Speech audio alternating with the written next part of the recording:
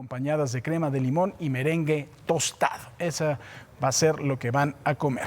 Y bueno, vamos a pasar a otros temas. Vamos a platicar con los dos expertos en finanzas, Rodrigo Pacheco y también, por supuesto, guardando la sana distancia, Arnulfo Rodríguez San Martín, director de análisis de Grupo Financiero Multiva. Y vamos a platicar con ellos. Arnulfo, mi querido Rodrigo, ¿cómo están? Buenos días. Paco, buenos días. Buenos días, Paco. Pues bueno, a ver, ¿qué es lo que ustedes pueden ver de impacto al mundo financiero con la entrada en vigor del TEMEC y con esta visita de López Obrador? ¿Cuál es el mensaje que se manda a los mercados, mi querido Arnulfo? Bueno, es un mensaje positivo de entrada por cuanto elimina la incertidumbre en la que vivimos cuando el NAFTA, el tratado anterior, estaba siendo cuestionado. Más allá de eso, quizás el impacto sería marginal, porque al final del día lo que se está haciendo es refrendar un tratado que ya existía, con otro nombre, con algunos capítulos adicionales. El tema laboral es muy importante, pero la relación tan íntima, tan integrada entre las plantas productivas de México y Estados Unidos y en parte también de Canadá, pues ya está dada. Quizás sería interesante en la coyuntura. Empieza a haber datos claros de recuperación, ya no solo en los mercados financieros, sino en la economía de Estados Unidos, y en esa medida pues podríamos tener un impacto positivo. Mi querido Rodrigo, ¿tú opinas en el mismo sentido que Arnulfo? Así es, se trata, Paco, pues de una visita que se da más bien en la dimensión diplomática.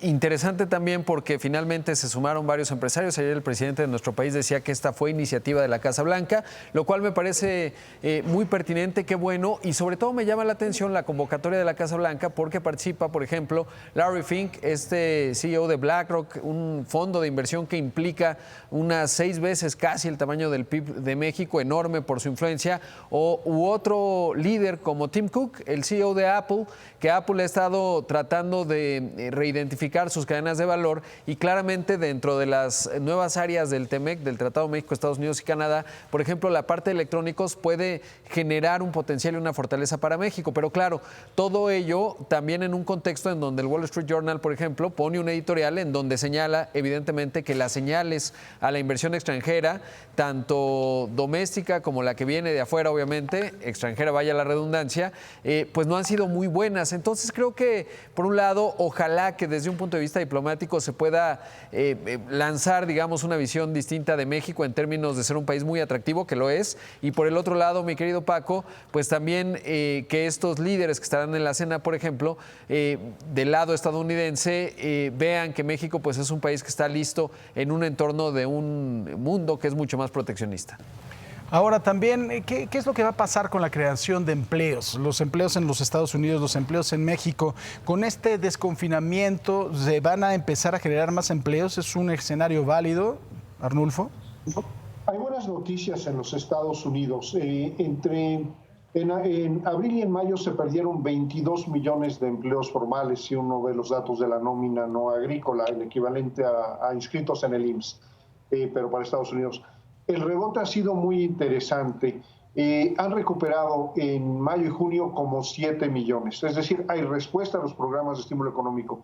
Esto es una buena noticia en primera instancia para nuestros compatriotas trabajando allí, que también es una buena noticia para México, para nuestras cuentas externas, porque en el acumulado enero-mayo tenemos récord histórico, pese a COVID y todo, de 15,000 millones de dólares en remesas enviadas allá. Entonces, definitivamente hay un arranque en Estados Unidos que es positivo para el empleo, positivo para México en sus cuentas externas. ¿De qué va a depender la recuperación en México? De la efectividad con la que también reincorporemos a su actividad productiva los distintos sectores de la economía. Mi querido Rom.